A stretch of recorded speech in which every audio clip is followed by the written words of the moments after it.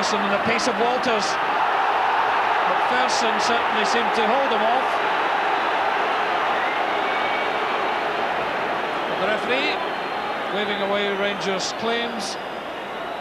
I think you can tell what the fans thought of that one.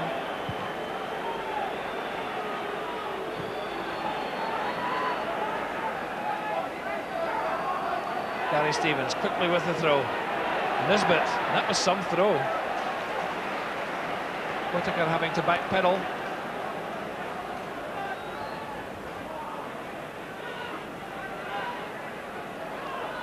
Stevens, Nisbet turning, and Smith, oh, losing it there.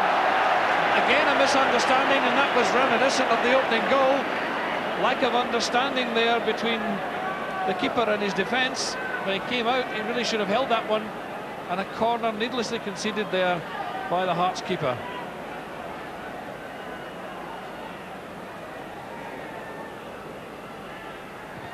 Cooper with the left foot. Bit of pushing by Butcher as Smith came, but pat in the back from the Rangers skipper as he trots back up into his defensive role, and the ball will come back for free kick to Hearts. Just about 5 minutes remaining in the first half. There is the scoreline. Rangers leading Hearts by 1-0. Mark Walters the scorer after 11 minutes.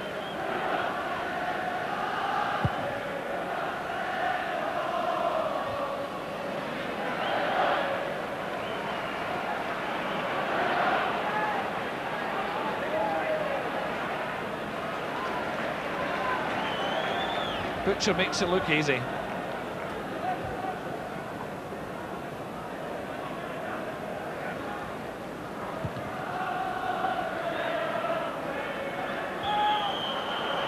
Walters that time, doing a little bit of fouling on Dave McPherson. No complaints from the Rangers number 11. Hearts have the free kick as we move into the final phase of the first half. Hearts have certainly had two very good chances to try and draw level.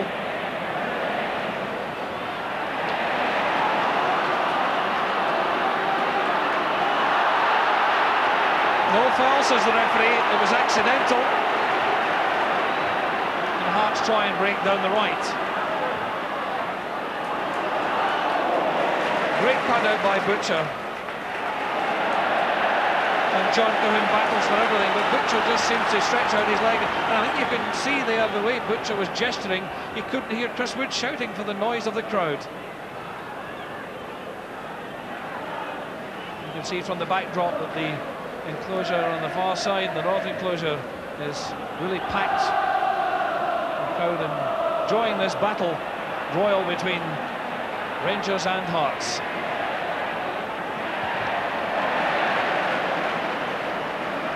Unrelenting battle for supremacy.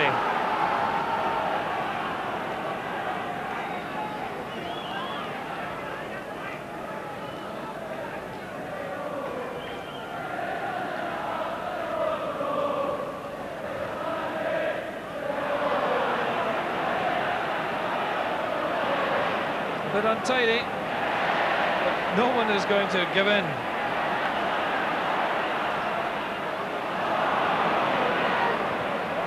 Wilkins decides, let's just stop all this nonsense in midfield. Tremendous vision.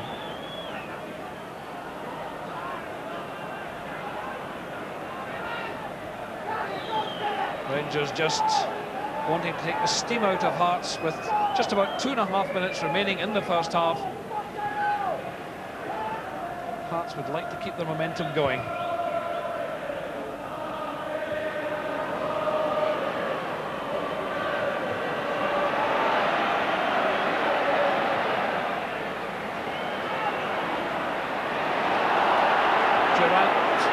Falling over there as in comes Cooper. Oh, that was a pass that was easily picked up by Mackay. Galloway. Now Cooper again. Walters, but Whittaker's there for Hearts.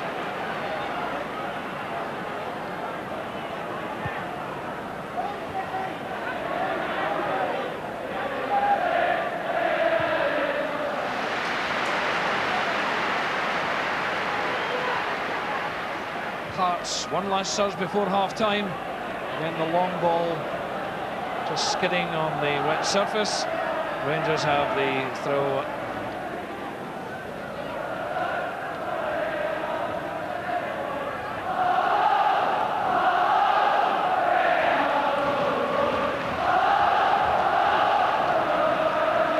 Hurling that one down the line into the final minutes of the first half.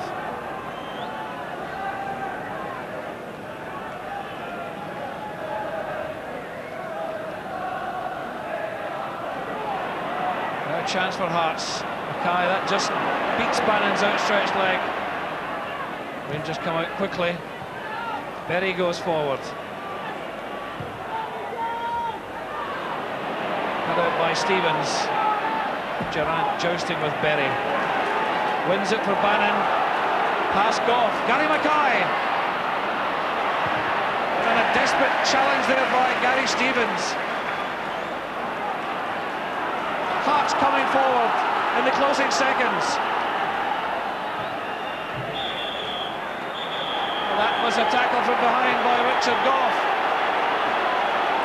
John Cahoon, who's battled solid for the first 45 minutes, and Richard Goff becomes the second player to be booked in the match. The first Ranger, the challenge from behind on Cahoon, and virtually on the stroke of half-time, the yellow card for Richard Goff.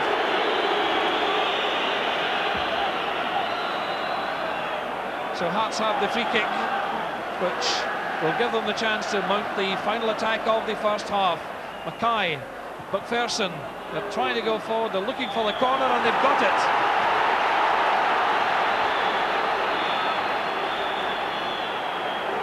But there's no time to take it.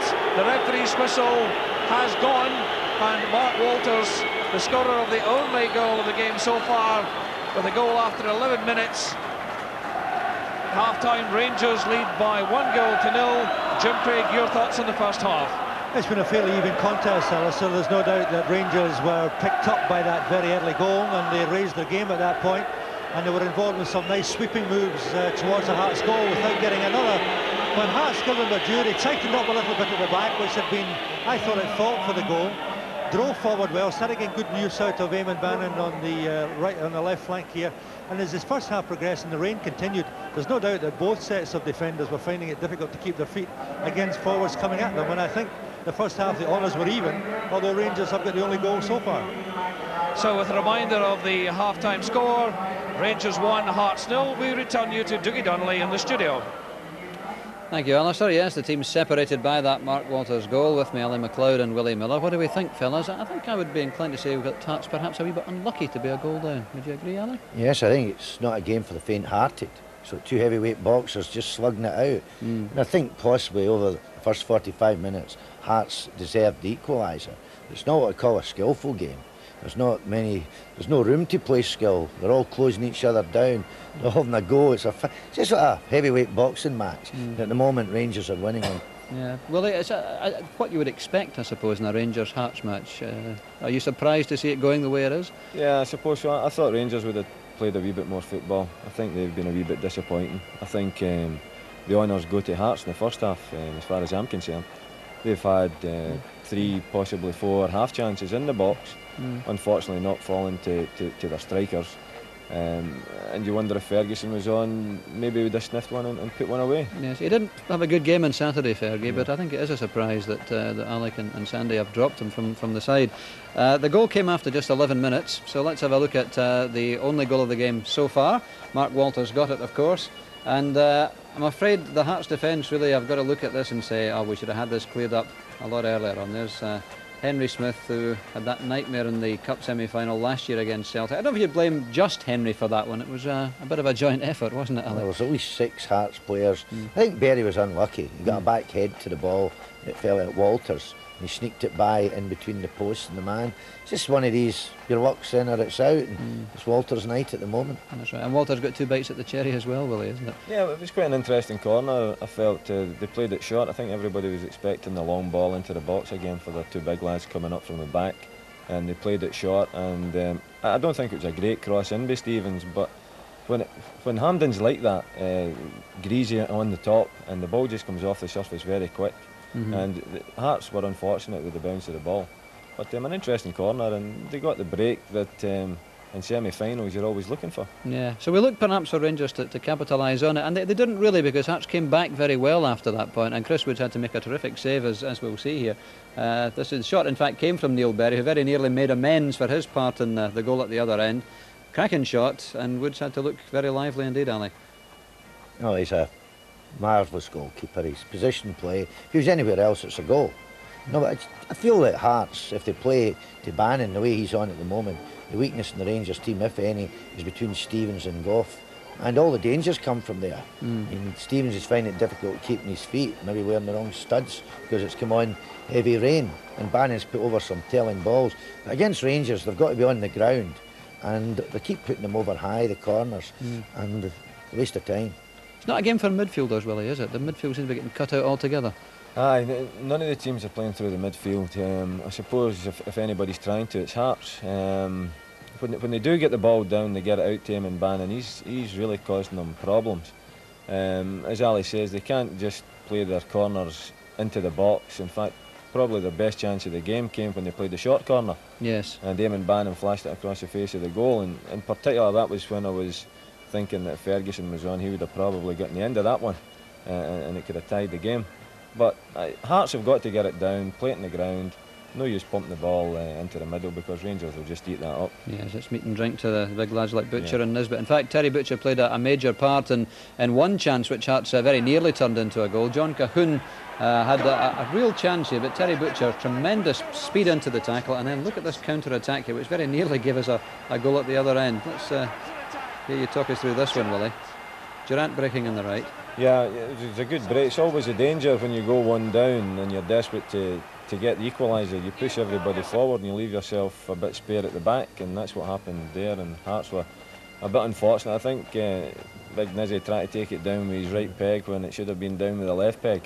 So it was dangerous for Hearts, but they were fortunate they got off with that one. What about Rangers' choice of strikers? Because they're playing Nisbet up front, but he's largely unsupported.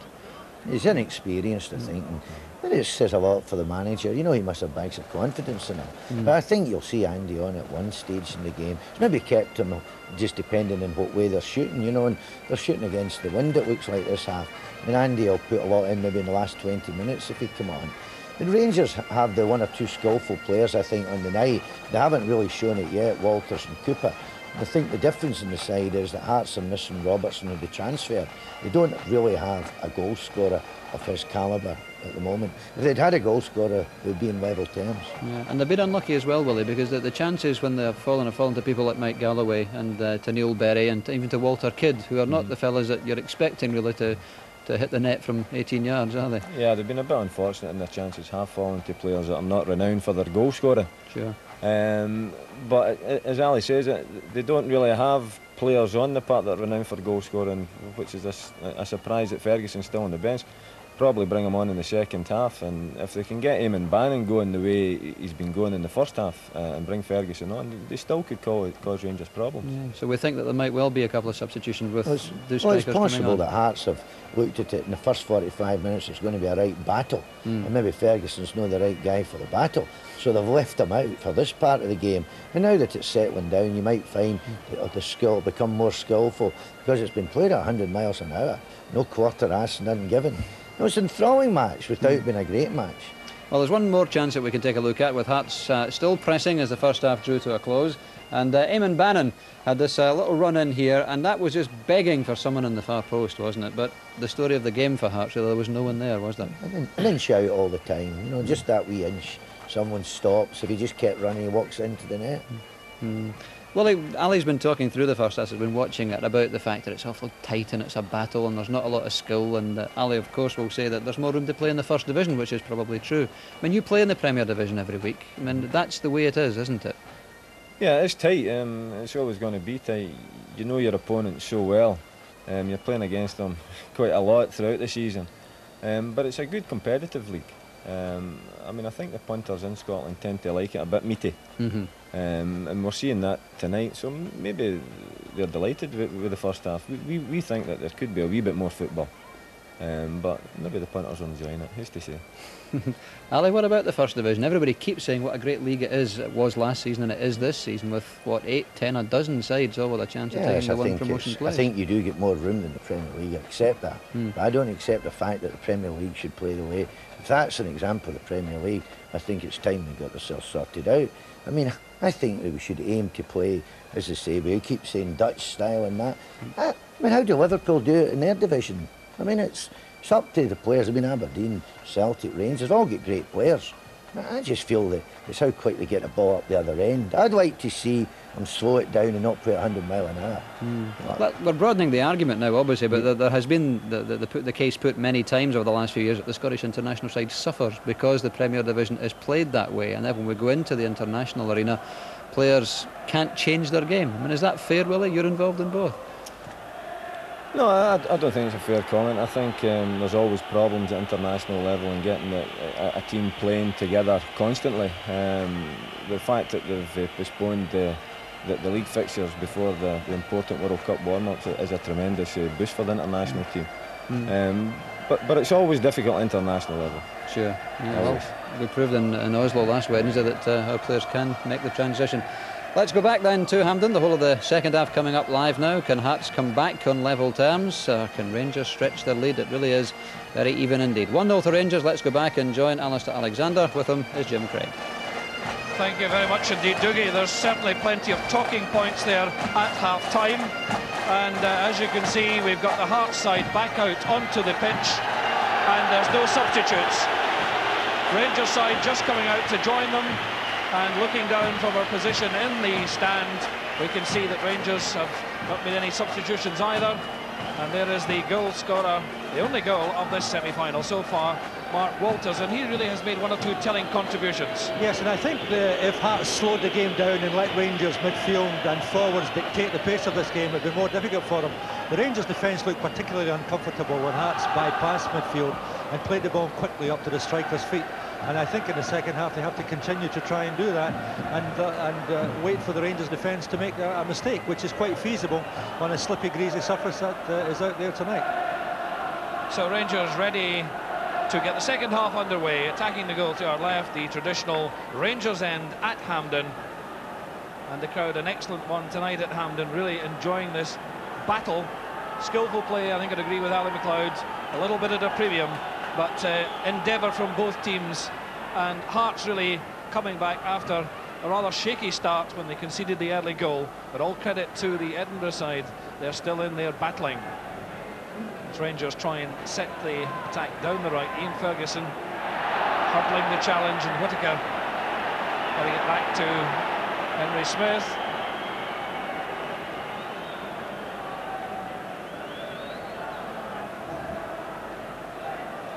So let's see what distance Smith gets with a bit of wind behind him.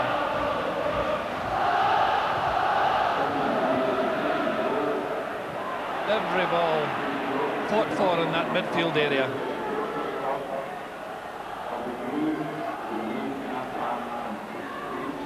Dave McPherson deciding to leave it to Walter Kidd.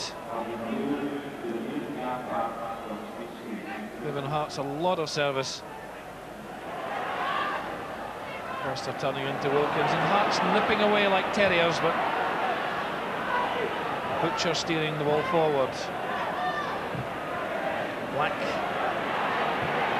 Brown's got time to see Woods, but gives it away. But Hearts can't make anything of it. First real touch from Walters. Sliding challenge from Cooper. Black. And again, playing the ball in the air to the small men really gives Rangers the advantage. And Hearts really need to keep the ball on the ground. But Rangers have to try and bring Ray Wilkins back into this game. He's been very, very tightly marked by Gary Mackay the whole of the first half. And it's noticeable that since he has been marked, Rangers' play has suffered.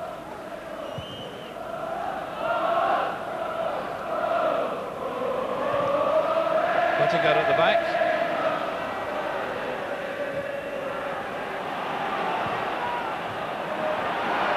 Gary Mackay, great support play. Foster, now Bannon.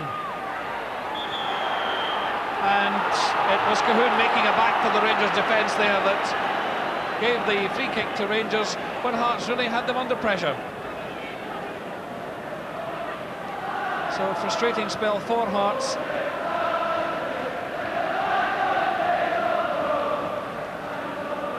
Our statistician keeping a note of the free kicks informs me that it's Rangers 12th, Hearts have had 13.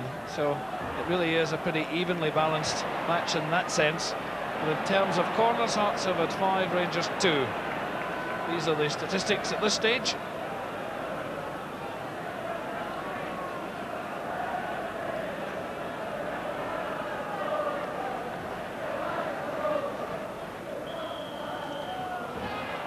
Another push spotted by the referee. It's been a bit of a niggling game at times, but only 2 players booked, but it has stopped any flow of football, and players have been knocking it about.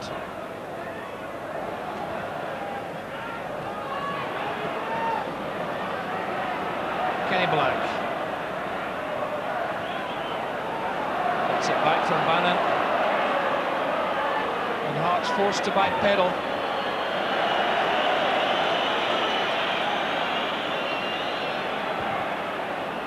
They'll try again.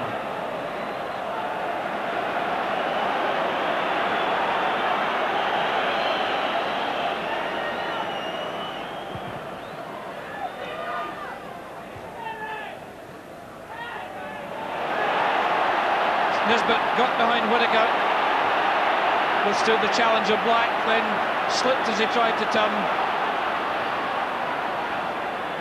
The free kick was to Hearts. Mackay spraying the ball about with aplomb. Kidd, Foster, now McPherson. Hearts taking their time to build up. Bannon to Berry. Gary Mackay. Galloway. Woods watching that one going to the far post. Now Bannon. John Brown. And the Hearts fans behind the Rangers goal, cheering their favourites on.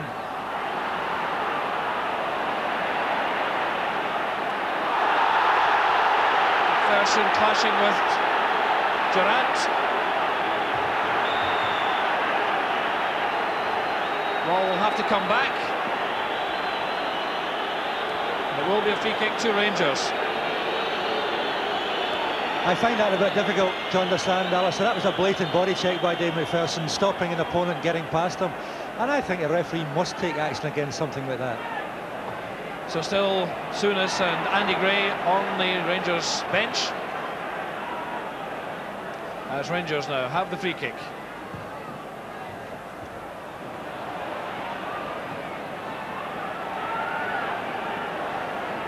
Gary Stevens. All a bit hurried.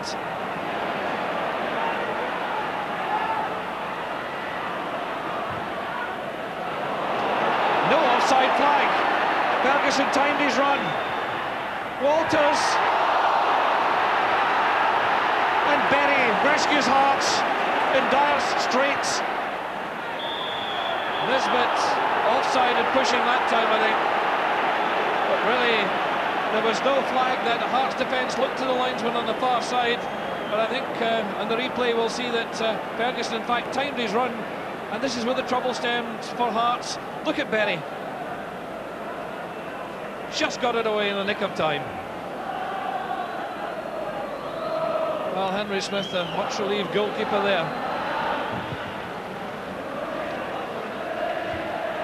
Butcher's positive header forwards. Cooper's been in and out of the game. Goff. Stevens to Walters, first time to Wilkins. Trying to pick out Nisbet, but McPherson was there. Berry caught possession.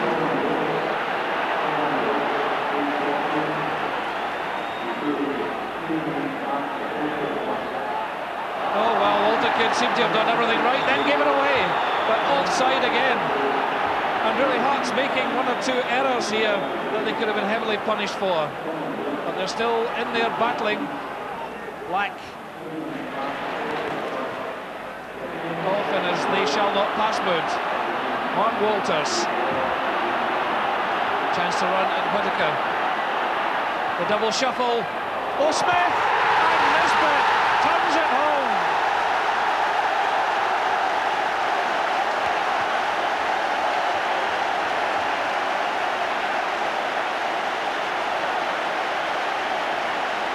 Scott Nisbet scores.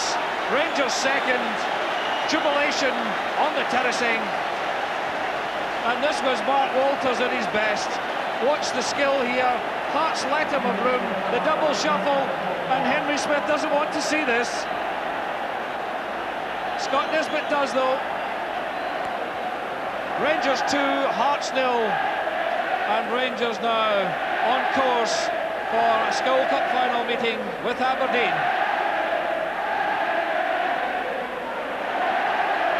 8 minutes into the second half, and now here's Smith having to come racing out of his goal. And he must be very disappointed. Rangers again. Smith having to try and smother that one again at the near post. As Rangers try and KO Hearts with another one.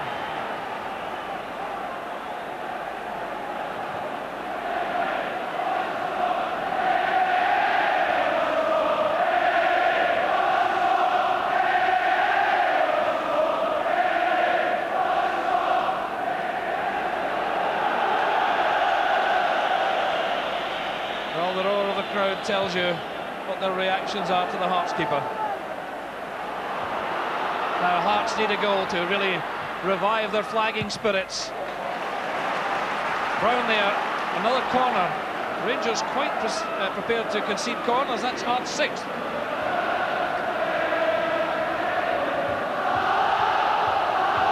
Over comes John Cahoon.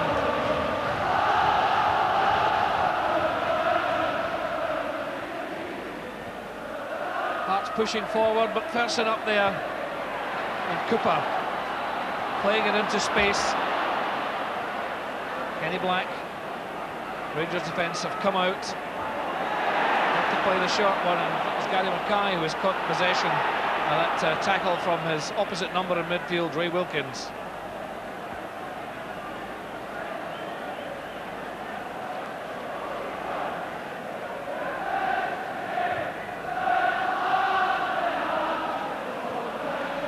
Now Eamon Bannon, pulled down by Ray Wilkins, and that will be a free kick to Hearts.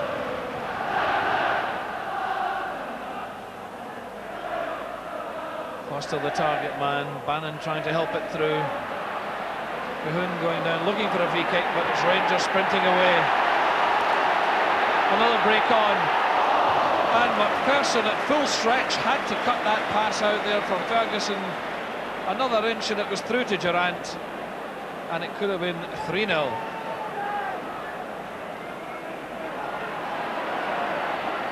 Well, in the Skull Cup there's no point in sitting back, you've got to go forward, and that's what Hearts are doing.